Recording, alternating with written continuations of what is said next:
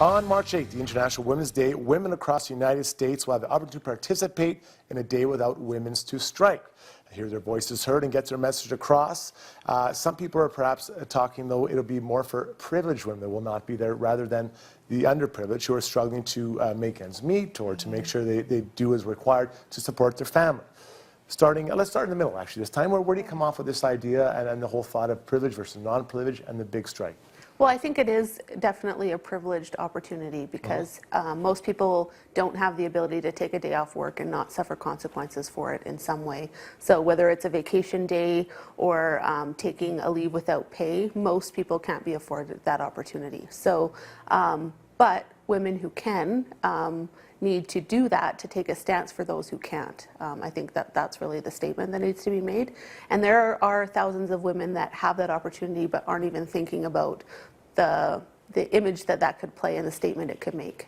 Mm-hmm. Yeah, I absolutely agree. I mean, this is the time that allies really have to stand up. The people who have the ability and the privilege to do so should. It is important to note, though, that the women's general strike is not only about staying away from paid labor, it's also about staying away from unpaid labor and not engaging with that. It's also about not shopping. So if you still have to go to work, you can participate by not purchasing from large retailers. You can purchase from small women-owned businesses or businesses that are owned by minorities as a way of participating.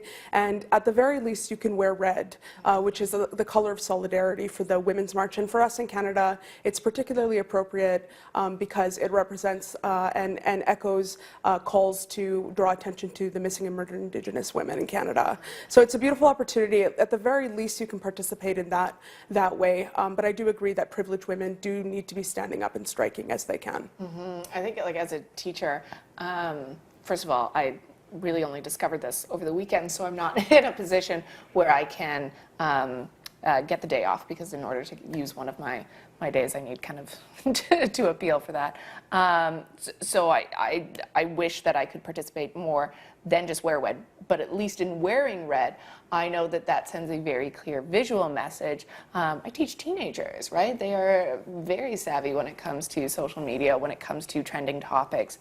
It is a way for me to communicate, like Pink Shirt Day, like wearing, ally buttons or whatever, the rainbow flag that goes up in my classroom. It is a way to communicate to students without having to kind of get up there and stand up on a soapbox and preach. That it's a way for me to then kind of communicate to my students what kind of person I am and what kind of community we're building. So I think it is important as a visual cue, especially because we have an opportunity to connect with people outside of our perhaps social circle, right? Well, there's an interesting situation developing just south of Washington in the Alexandria City Public Schools. There's been 300 staff members that have requested the day off. And because of so many people requesting the day off, in fact, they're shutting down some of the schools in that area. And this is a statement that was released saying, given the unusually high number of requests, this may be attributed to the observance of International Women's Day.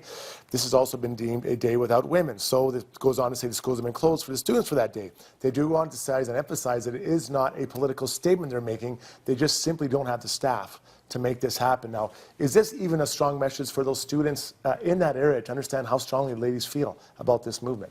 Yeah, I think it's an opportunity for students of all genders to think about the role that women play in their education as well as in their daily lives and influencing and developing them as human beings.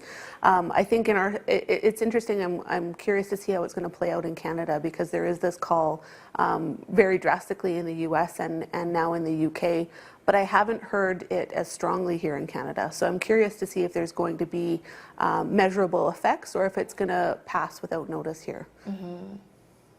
Yeah, I agree. I think in terms of it happening in Canada, there has been much less of a call, but I do hope that segments like this draw people's attention to it, and those people who are able to strike or participate in other ways are going to take that initiative as well. I agree that it is an opportunity to show the wider society. Particularly, I found it intriguing when they talked about unpaid labor, not participating in that as well, because the privileged aspect of it in being able to step down really comes from not having to go to work and being able to skip a day's work of pay. But that isn't where women's work ends normally. We're talking about putting in the second and the third shifts most of the time. And I think that is if people are able to engage with that, that's really where people will feel it. Yeah, absolutely. Well, and it's one of those things where you think about all of the work that you do, all the volunteer time, right? Like sitting next to women that are prolific volunteers, and thinking about how lots of times the volunteer opportunities, the work that we do is really like about community building, right? It's really about not just kind of like within the house, but in building a better Edmonton. And what happened, what would happen if women stepped back from those roles, if women stepped off the board, if women stepped, like showing up to events, what really kind of profound effect that would have on Edmonton as a whole. Ladies, it'll be very interesting to see how it happens on March 8th, a couple of days from now. We look forward to that. Thank you for sharing your ideas and insight tonight. Thank you. All right, we're going to take a quick pause here on the show. When we come back, we've still got lots more as we take you into 7 o'clock. Stay with us.